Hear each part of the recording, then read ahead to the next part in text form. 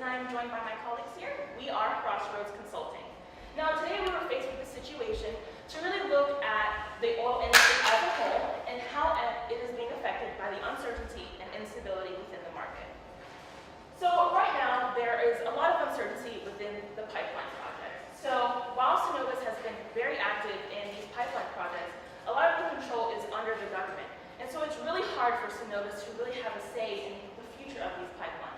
In addition, when you look at Eastern Canada, a lot of these refineries are depending on the Middle East for oil, and they're importing these oils at a premium.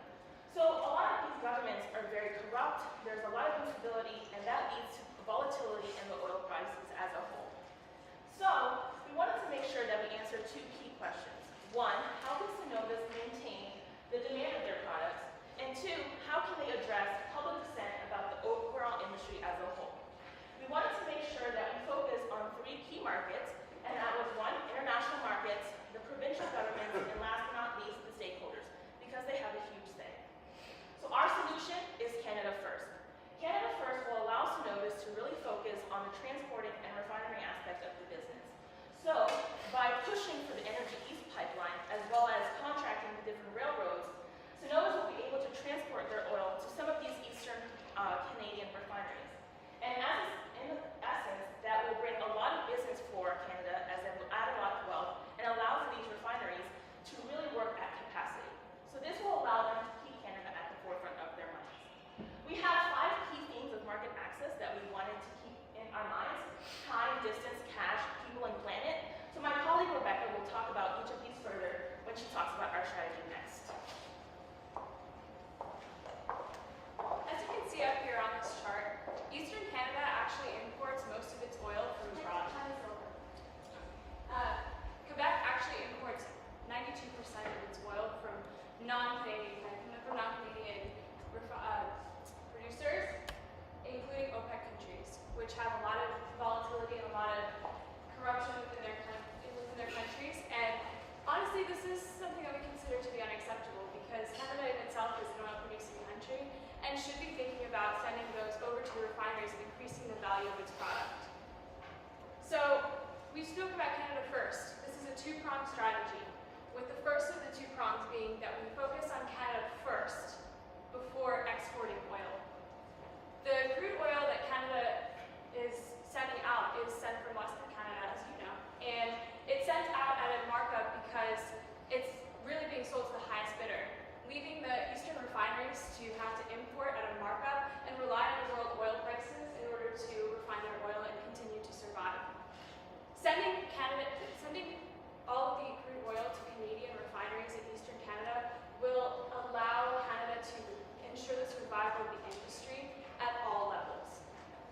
Also, a lot of the companies within Canada are vertically integrated, and this will help each and every company within Canada altogether. And it will also address a lot of other issues within the Canadian economy. The second of these two prongs is to pray for the pipelines to go through, but not to plan on it. The pipelines are not something that any individual company can really interfere with or push through, and it's really left up to the regulators, not only in Canada but in other countries like the United States, in order to allow for these things to happen, as well as a lot of regulatory hurdles to jump through.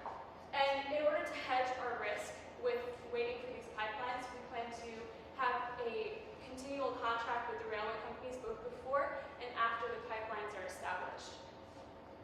Which is the West Coast pipelines? I'm sorry? The West Coast? The West Coast, you're talking No. Keystone, but you haven't mentioned the West Coast. We're talking about the Energy East pipeline because we think that that should be the main focus, but we're not discounting the other pipelines. The other pipelines are fantastic. It's just that the Keystone XL extension is something that would require reliance on not only Canada's regulations, but the United States, and on the political system within the United States, which isn't exactly the most easy to deal with. And as of right now, we were reading, and there were a lot of articles saying that President Obama is actually going to issue a statement on Tuesday, roughly. He should be making his decision around Tuesday. And at this point, there really isn't that much that we can do about it. So we decided that it was probably better to focus more on the Energy East, because the Keystone pipeline is such a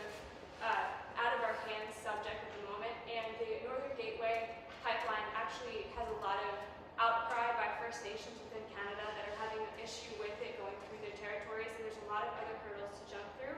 And there wasn't a lot of information about when it should happen, should it actually be passed, and should these First Nations be convinced. And at this moment, it doesn't seem as though it would be something that would happen within the next couple of years. Does that answer your question?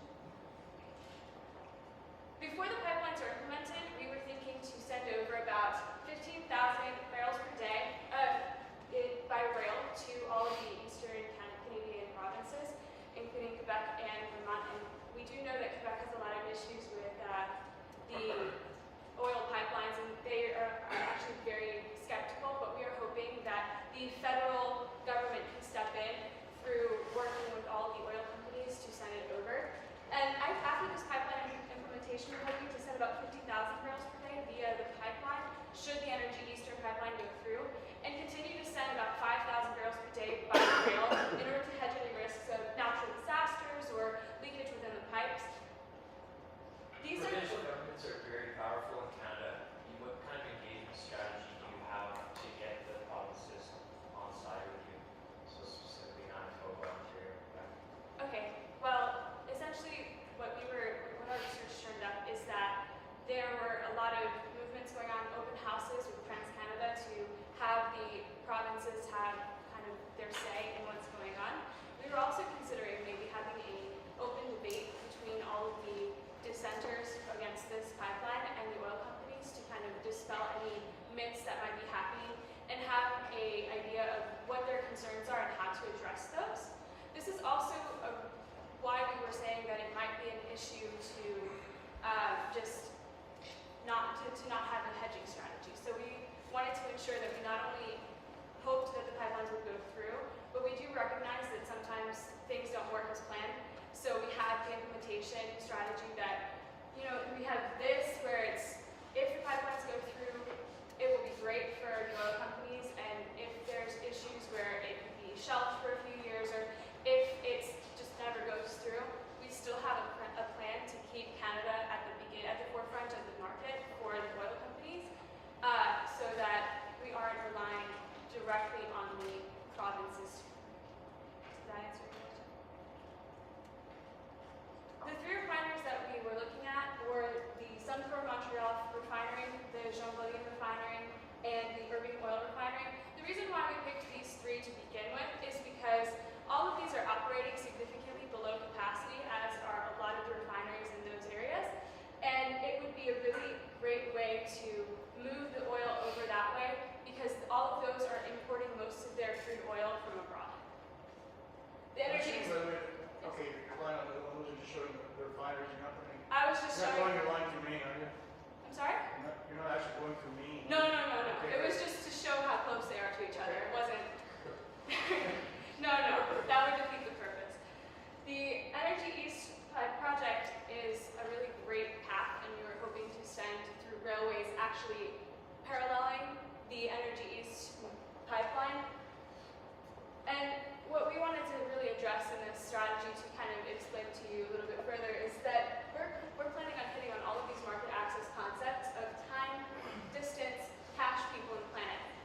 In terms of time, keeping things domestic and making that the forefront, not to say that we're saying to completely stop exporting, but to make the exports a little bit less of the important part of this market, and to shift a little bit more towards taking care of Canada before taking care of everybody else, is navigating foreign regulation is extremely difficult. As you can see with the Keystone Pipeline, a lot of Americans are having issues with the Keystone Pipeline, and the politics in America are extremely difficult to navigate, particularly for those who are not born and raised in America.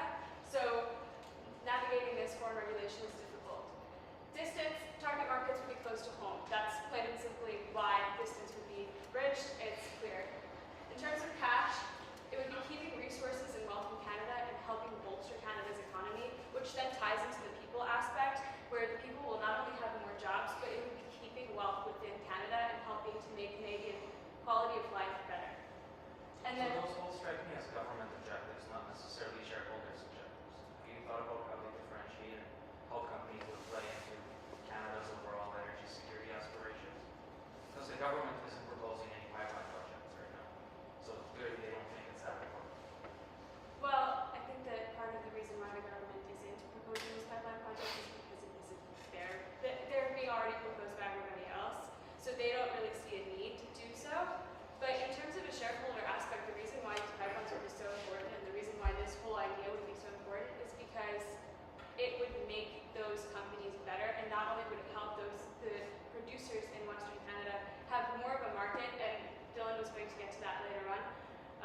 was going to address the demand and supply, but it would be increasing the price and the margin that you'd be getting for that oil, which would then benefit the shareholders by increasing the amount of people that you're sending it to, thereby increasing demand.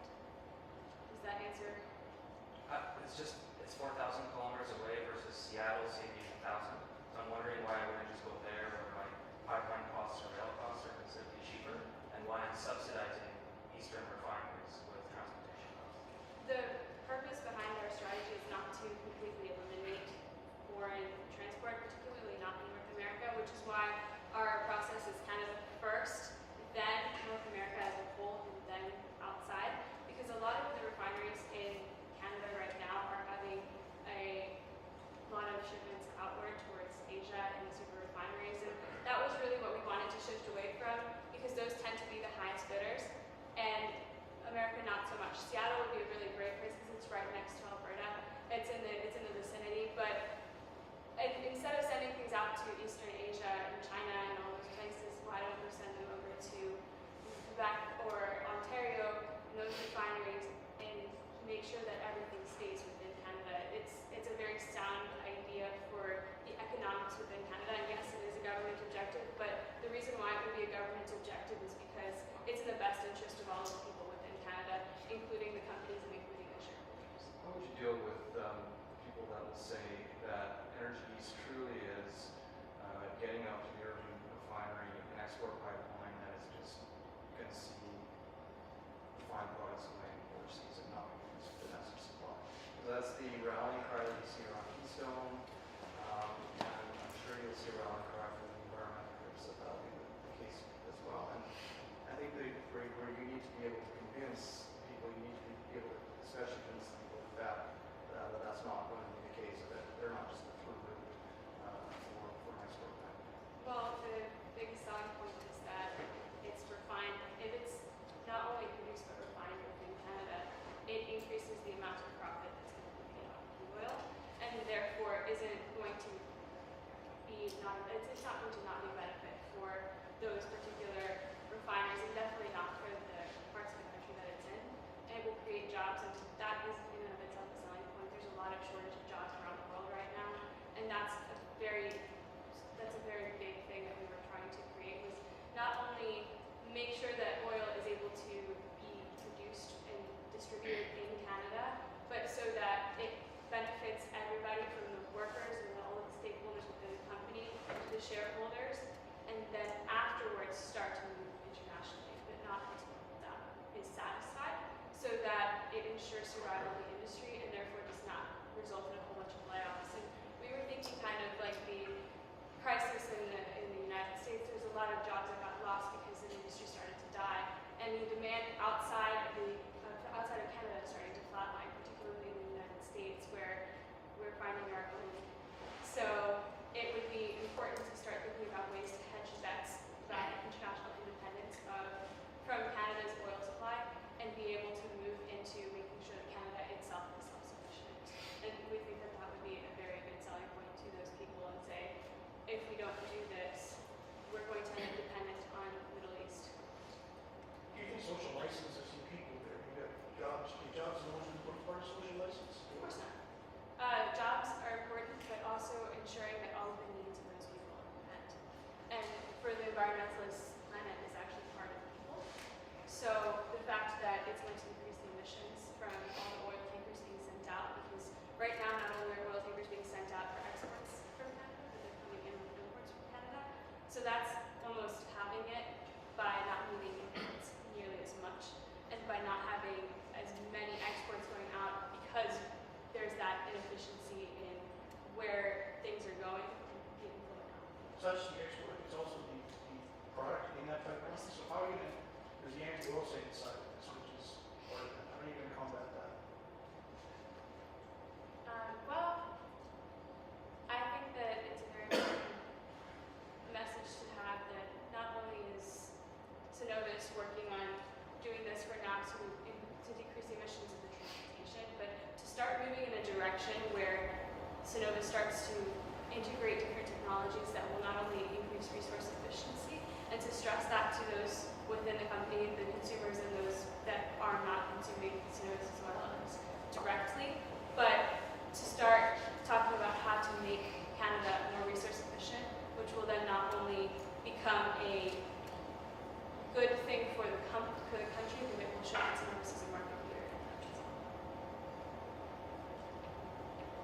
that perhaps we obsess a little bit too much about trying to get that environmental message out that that's the ground that we're not that effective on, and that we're better off just focusing on an economic jobs message in Canada. That's sort of where we were going with it, is that there's always going to be people who are going to be against it, no matter how much you say that Synovus is trying to do better and trying to be eco-friendly. But at the same time, to incorporate that message with marketing campaigns, but for the most part, kind of focus on ensuring that the future of the Canadian energy industry, maybe not oil, but energy industry, is secure, and so that Canada can be independent from the rest of the world and not depend on Saudi Arabia practices that may or may not be to the standards of Canada, and explain that to the people of Canada that, you know, it's either it's produced here or it's produced elsewhere where you have no control over the quality and the green aspects of that production process. President Obama scoffed a little bit about potential jobs around Keystone in the New York Times. My understanding is, even with the refining capacity in Montreal, we'd only be looking at potentially around 2,000 jobs or so. Is that enough, you believe, to bank on this Canada First strategy? Our research showed that creating the Energy East pipeline alone would create 10,000 jobs. And in addition to those 10,000 jobs of creating it, there would be an additional amount of jobs to maintain it. And hopefully those refineries would then increase the 2,000 jobs, which would total be 14,000. And we're hoping that eventually more refineries will pop up within Canada, because we've noticed that the amount of refineries has kind of dropped off over the last couple of decades. And we're hoping that in the future that will increase the amount of refineries in Canada and help Canada become a hub for energy, and not only have enough to self-sustain, but to help everybody else out and be the one that everybody else depends on, particularly should the conflict in the Middle East get worse. That's right. Monopolizing here. It sounds great. I mean, you've done your research. Canada First sounds like something amazing. I still don't, if it was that easy, I mean, I still don't understand how you're going to make it happen. How you're not going to run into the same kind of delays that we've seen with Keystone, the same kind of delays that we've seen through Gateway. I mean, there's regulatory processes that we're going to have to go through. So to abandon looking at Gateway and Keystone and focusing just on this, or putting all your eggs in one basket. Our recommendation is not to completely abandon the other ones. It was to make this the primary focus, and then the other ones also, but our whole reasoning was we felt that Canada was kind of putting all its eggs in the Keystone basket. And we wanted to diversify, and if anything, if we were going to have Canada put their eggs in all in one basket, it should be within itself and not with another country that may or may not have the same goals. And in order to hedge the risks of the Energy East projections, we were hoping that it would happen within 2017 to 2018, if you see here. And that was actually fairly conservative, because through our research, we found that it was actually projected to happen prior to that. And we wanted to make sure that there was enough time period where that wouldn't be an issue, and we have enough time to say, okay, well, what happens if they have to meet certain regulatory processes first, and start to ensure that we have these contracts with the railways first in order to kind of go over that way. But until those pipelines, not only Energy East, but other pipelines happen, have a secondary option, have it can be. And continue doing a marketing strategy to show people that not only these pipelines, but that the oil industry really does care about what they're doing, and that they're attempting to make the world a better place, so to say, while ensuring that all of this does go through. Can you focus in a bit more on just like you want to show the world that you're attempting to make it a better place? I would pass it off to our marketing person to go over that. So we know that Synovus, the main focal point is market access. We just went over our strategy and our implementation plan. Now let's take a look at the marketing, so that hopefully we can have a positive impact going forward. For our marketing campaign, we think it should be surrounded, or focal point is the social license, and convincing the Canadian citizens that this is a great plan, what we're doing, really show how much we care about them through the Canada First idea.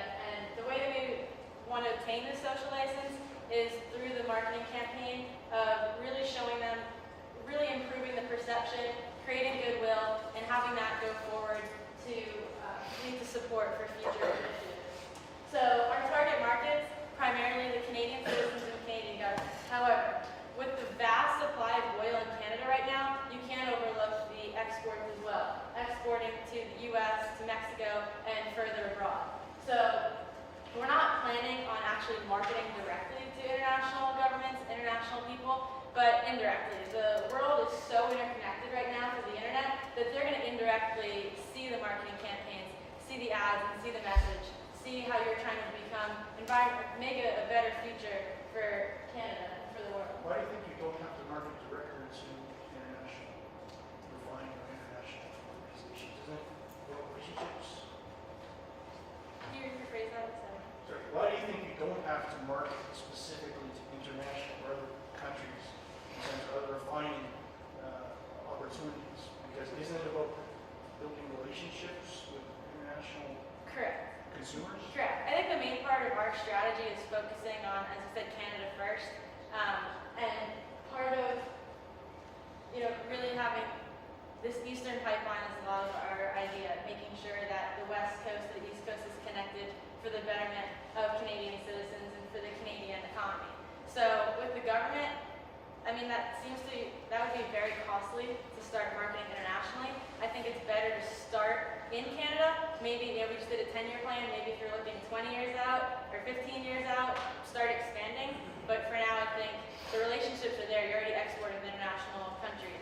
I don't think it would be in our best interest for right now in this plan to have that be a prime focus. It's a secondary focus that we think that they'll hear your message even though you don't have to spend money on having ads in So German. you're saying if you get it approved, you get it on the water, you export work, certain Canada First, urban refining sector. Do you expect the other countries to come to you? No, I think that, from my understanding, a big part of connecting the West to the East was for the focus on Canada. Absolutely. Also, please keep in mind that this is only for 10 years and it would take a lot longer to expand business, not only in Canada but abroad. And we were focusing on the next 10 years and building a better foundation and then moving on to do bigger and better things afterwards.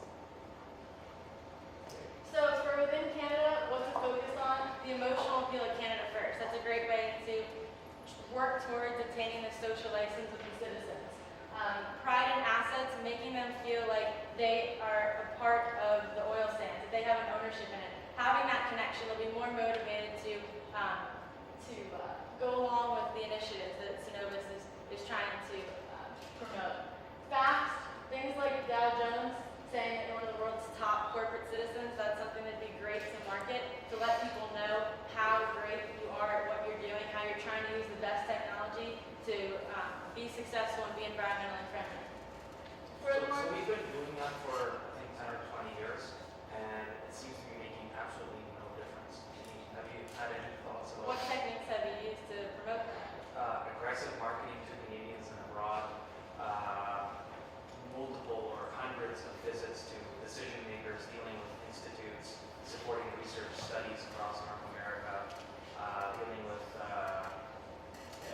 major international NGOs, or more like International Energy Agency, World Bank, others, to kind of showcase some of these things.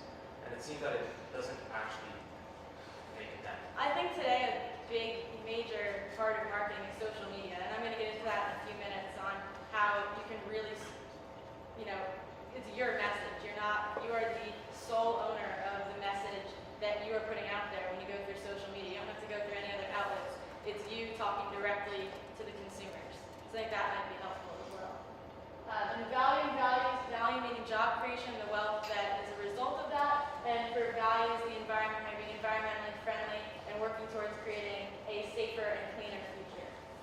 So the top solutions we've been talking about, the TCPL Energy East pipeline, and Canada keeping the oil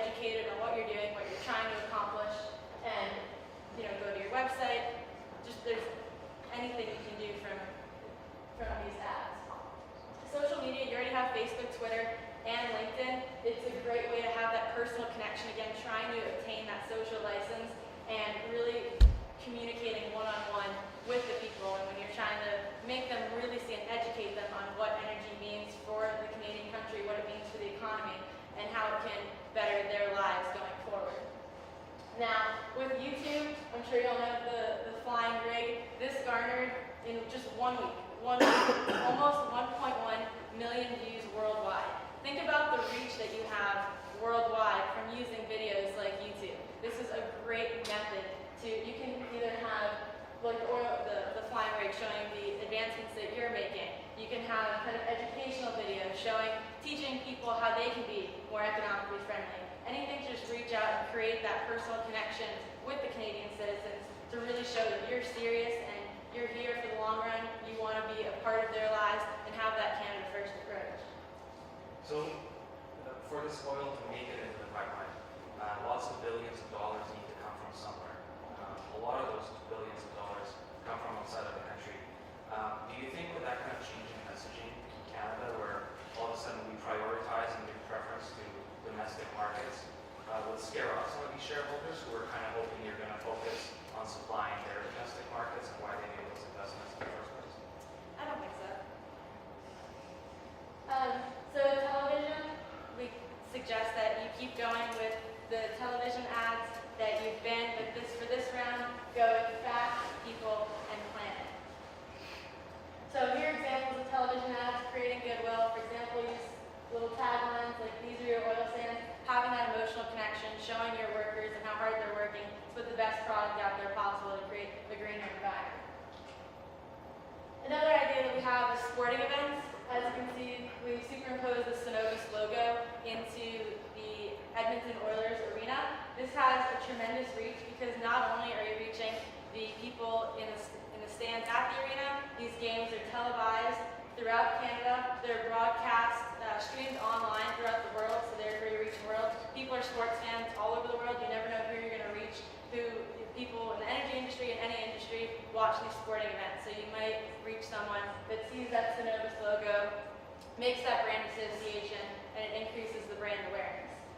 We also have an option of advertising at the press conferences, kind of fueling the team for the Eskimos. This would be another great way to do the same thing, have that brand awareness, create that association that's a positive image for your company. Why are we investing so much money in an aggressive marketing strategy that seems to be kind of global in scope, when really, as I see it, we're looking at for provincial governments and their constituents on the side? The whole idea is the social license. I'm getting to it later, but I can talk about it now.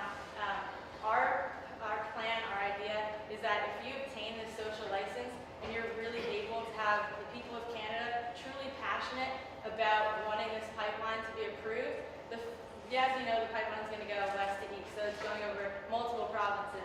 That means it's in federal jurisdiction.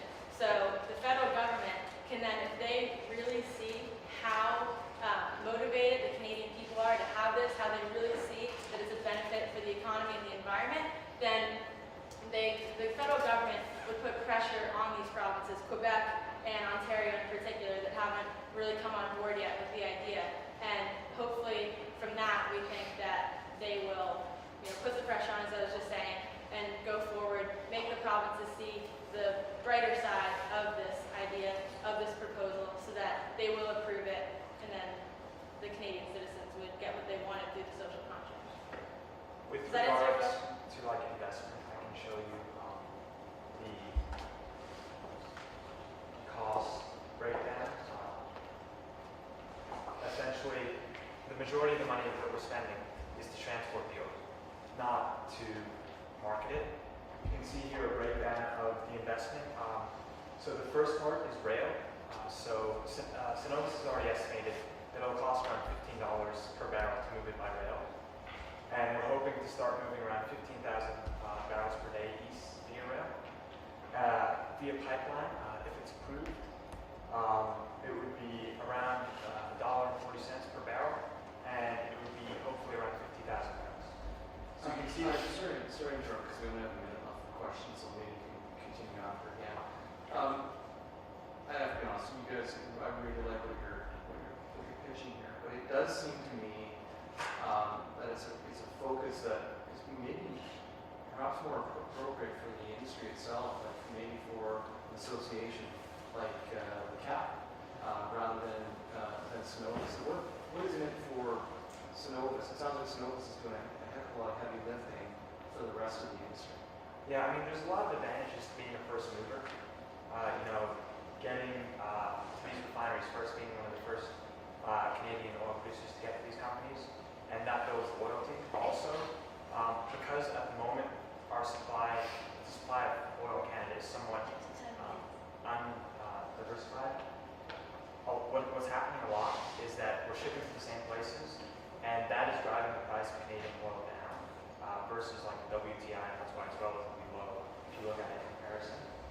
So essentially, by shipping to these different places, hopefully the margins will rise. That's what we foresee. So using rail, we foresee growth between 1.5 and 2%, and this growth will be over the next 10 years. You can see it reflected here.